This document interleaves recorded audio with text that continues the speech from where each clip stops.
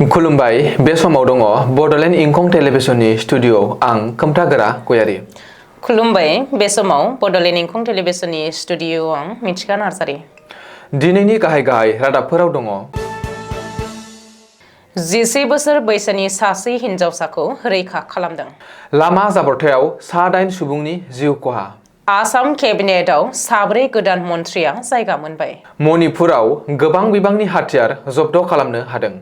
गुवाहाटी राजभवन आरो Tezpur circuit हाउसआव 77थि army फिरफिला सान खुंदों।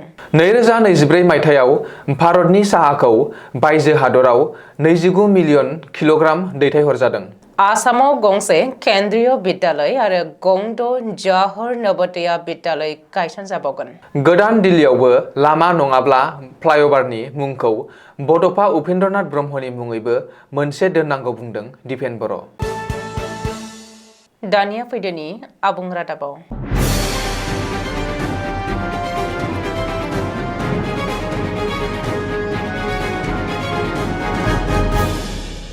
सासे उन्दै हिनजावसाया शुक्रबारखालि गंसे न'निफ्राय खारखोमानायनि उनाव गुवाहाटीआव थानाय जनता भवननि साखाथिनिफ्राय बासायनो हानाय जायो। उन्दै हिनजावसानि बैसोखौ 11 बोसोरसो जागोन होननानै मिथिनो मोननाय जादों। सुलुंनिफ्राय मिथिनो मोननाय बादिब्ला उन्दै हिनजावसाजों देहायारि सोमोन्दो लाखिनो नाजानायनि जाहोनावनो न'निफ्राय खारखोमादों होननानै हिनजावसाया बुंथिदों। हिनजावसाखौ कामरुप जिल्लायाव थानाय सयगावनि थागिबि होननानै सिनायथिदों। बबेखानि दिसपुर पुलिसनि हेफाजाबै उन्दै हिनजावसाखौ चाइल्ड प्रटेक्शन इउनिटआ दासान्दि कास्टडियाव लांनायजों लोगोसेनो बे जाथायनि सायाव गोख्रैनो नायबिजिरनाय जायो। उत्तर प्रदेशनि कन्नौज जिल्लायाव गिख्रंथाव लामा जाब्रबथाय, जेराव शुक्रबारखालि बेलासिनि 2 रिंगासो समाव आग्रा लखनौ एक्सप्रेस गंसे बासआ हरखाबै दैनि टेंकार ट्राकजों सौग्रावनाय जाथाया सोराङाव फैदों।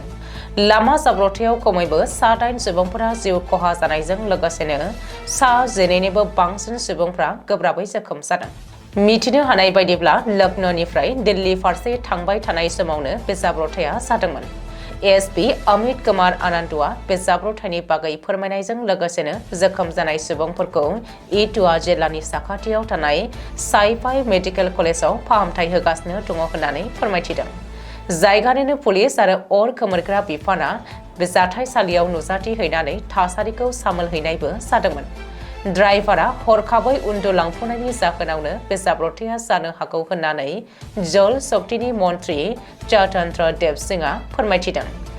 बे जाथायनि उनाव गाहाय मन्थ्रि नरेन्द्र मदिया जाब्रबथायनि बागै टुइटाराव फोरमायनायजों लोगोसेनो प्राइम मिनिस्टार नेशनेल रिलिफ फान्डनिफ्राय जिउ खहा जानाय सुबुंफोरनो साफायाव 2 लाख रां आरो जोखोम जानाय सुबुंफोरनो साफायाव 50,000 रां अनसुंथाइ होनो फोसावदों। डक्टर हिमन्त बिश्व शर्माजों दैदेनजानाय आसाम मन्त्रि केबिनेटआव 4 गोदान मन्थ्रिफोरा जायगा मोनबाय। सोदांनाय मन्थ्रि सभायाव खरसा आसामनिफ्राय डिब्रुगड़ एलएसीनि एमएलए प्रशान्त फुकन, डुमडुमा एलएसीनि एमएलए रुपेश गल'आ आरो बराक सेरफांनिफ्राय लखिमपुर एलएसीनि एमएलए कौशिक राय, भादारकान्ति एलएसीनि एमएलए कृष्णेन्दु भाल मोनहा जायगा मोनदों। दिनै सनिबारखालि गुवाहाटी नोगोरमानि शंकरदेव कलाक्षेत्रआव 4बो गोदान मन्थ्रिफोरा समायखिरा लायो। अदेबानि बे गोदानै सोदांनाय मन्थ्रि सभायाव गासै 7 जानांगौमोन, नाथाय सासेखौ फोसावथ'आखिसै।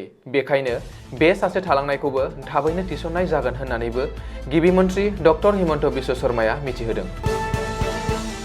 मणिपुरनि थौबल जिल्लायाव रैखाथि हानजाया गोख्रोङै अपारेशन खालामनायनि गेजेरजों हाथियार आरो गुलि बारुद दोनथुमनायखौ जब्द खालामनो हानाय जायो। मख'नो गोनांदि शुक्रबारखालि फेसि सिंगलाक ओनसोलनिफ्राय बेफोर हाथियारफोरखौ जब्द खालामनो हादों। बे अपारेशनाव गंसे मेगजिनजों लोगोसेनो एसएमजी कार्बाइन, 3 ग्रेनेड, 2 टिउब लान्चार, गरब्रै गोथां गुलि, 9mm नि 4 मेगजिन, 1 वेपनेट, 2 आर्मी रिंग्स चार्जारजों लोगोसेनो 1 बाउफिं जब्द खालामनाय जादोंमोन। बबेखानि आथिखालाव गोख्रोङै सन्दाननो थाखाय रायजोनि हाजो आरो जौयेन ओनसोलाव गासै 106 चेक पइन्ट फसंनानै होनाय जायो।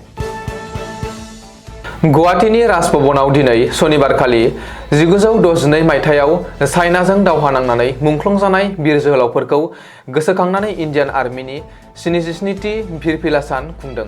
रायजो बेंगिरि लक्ष्मण प्रसाद आचार्यआ बे हाबाफारियाव बाहागो लानानै बुंदों दि हादरनि बयबो नोगोरारिफोरानो इन्डियान आर्मिजों लोगोसे फायखिफोरनि नखर आरो आजिरा मोननाय फायखि बिसोर बयखौबो मान होनो नांगौ। मानो होनोब्ला बिसोर गावबा गावनि जिउखौ बावसोमनानैब्लाबो हादरखौ रैखाथि होयो। गुबुन दाबसे सनितपुर जिल्लानि तेजपुर सार्किट हाउस मोखाङाव सनितपुर जिल्ला सैनिक फेडारेसनआ 77थि आर्मि फिरफिला सान खुंनानै 1962 मायथाइयाव मुंख्लं जानाय बिर जोहोलावफोरखौ गोसोखांनानै बिबार बावो। सनितपुर जिल्लानि जिल्ला बेंगिरि आंकुर फारालिया गाहाय आलासि महरै बाहागो लानानै मुंख्लंफोरनि मुसुखायाव बिबार बावो। बे हाबाफारियाव आजिरा मोननाय ले कर्नेल ए.के. नन्दि आरो गोबां आजिरा मोननाय फायखि जवानफोराबो बाहागो लादोंमोन। आथिखालाव मुलुगनाङैनो आसामनि साहा एबा भारताव दिहुनजानाय साहाया बयजोंबो बजबजादों। सुलुङाव फोरमायथिनाय बायदिब्ला 2024 मायथाइनि जानुवारि दाननिफ्राय सेप्तेम्बर दानसिमहालागै गासै 29.08 मिलियन किल'ग्राम भारतआ गुबुन हादराव फानहरनानै गोबां रां खामायनो हानायनि खौरांखौ इन्डियान टी बर्डआ मिथिहोदों। सिगांनि रुजुनायाव देग्लाय बोसोराव आसाम आरो सोनाब बंग'आव दिहुनजानाय साहाया बांसिनै गुबुन हादराव फानहरजाबाय होननानै मिथिहोबावदों टी बर्डआ। मिरु सोरखारनि सोलोंथाइ बिफाना आसामाव गोदानै गंसे केन्द्रीय बिद्यालय आरो गंद' जवाहर नवोदय बिद्यालय गायसनबावनो थाखाय थांखि लादों। शुक्रबारखालि मोदी केबिनेटआ बेनि थाखाय गनायथि होयो। भारतआव गासै गं 85 केन्द्रीय बिद्यालय आरो जवाहर नवोदय बिद्यालय गायसननो गनायथि होदों। बेनिनो गंसे केन्द्रीय बिद्यालय आरो गंद' जवाहर नवोदय बिद्यालय आसामाव गायसनजागोन होननानै मिथिहोदों। सनितपुर, हजाइ, खोला सालमारा, सोनाब कार्बि आंलं, चराइदेव आरो माजुलि जिल्लायाव गंफा गंफा जवाहर नवोदय बिद्यालय गायसनजानाय जागोन।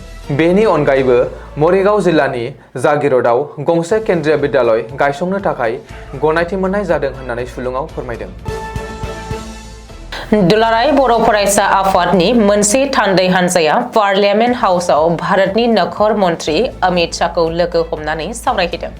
लोगो हमनानै सावरायहैनायनि आयदाफोरानो जादों दुलाराय बर' फरायसा आफादनि खुंगा 57थि बोसोरसालिया जथुम्मानि गेवलां मेलाव भारतनि नखर मन्त्रि अमित शाहखौ गाहाय आलासि महरै हांख्रायनाय। गोदान दिल्लीयाव गुबुन गुबुन गेदेमा सुबुंफोरनि मुङै लामा आरो फ्लाइअभारनि मुंखौ दोननाय बायदिनो बड'फाखौ मान होनानै बड'फा उपेन्द्रनाथ ब्रह्मनि मुङैबो लामा नङाब्ला फ्लाइअभारनि मुंखौ गोदान दिल्लीयाव मोनसे दोननांगौ। बिटिआर गोरोबथानि दफा 4.3 बायदियै बिटिआरजों लोगोसे सा सानजा भारतआव थानाय 6थि फारिलाइ एबा 6 शेड्युल ओनसोलाव मिरु सरकारनिफ्राय थोंजोङै रां दैथायहरनाय। बिटिसि आरो बिटिआर गोरोबथायाव दफा लाबोखानाय बायदियै कार्बि आंलंआव थानाय बर'फोरखौ हाजारि मोनथाय एबा एसटि हिल्सखौ थाबैनो मावफुंनानै होनाय। बे सावरायनायाव दुलाराय बर' फरायसा आफादनिफ्राय आफादगिरि दिपेन बर' आरो लोगो आफादगिरि खोरोमदाव औवारिजों लोगोसेनो बिटिआरनि गाहाय मावफुं सोद्रोमा प्रमद बर', रायजो सभानि एमपि रोनगोरा नार्जारि आरो लकसभानि एमपि जयन्त बसुमतारियाबो बाहागो लादोंमोन। आरो बर'फोरनि गुबुन गुबुन बिथिंखौ लानानै भारतनि रायजोआरि नखर मन्त्रि नित्यानन्द राय आरो केबिनेट मिनिस्टार किरेन रिजिजुखौबो लोगो हमनानै सावरायबावो। दिनैनि रादाबा एसेनोसै। गोजोन्थों। गोजोन्थों।